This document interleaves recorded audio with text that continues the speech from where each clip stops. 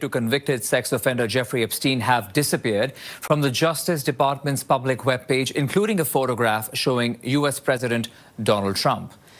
Now, this comes less than a day after they were posted, with no explanation from the Trump administration and no notice to the public.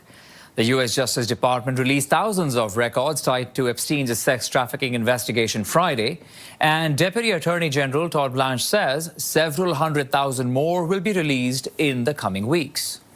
It's absolutely critical that Donald Trump, as president of the United States, make sure that the Justice Department do its job now and release all of the files.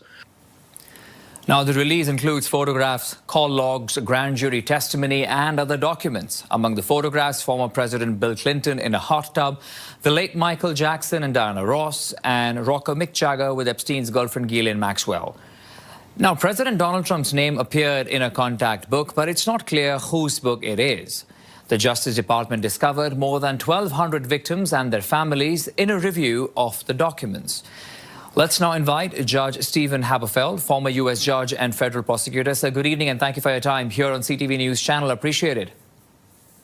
Thank you for having me, Akshay. Can I get your first reaction on what we are just learning about the 16 files that have disappeared from the website that included pictures of President Trump?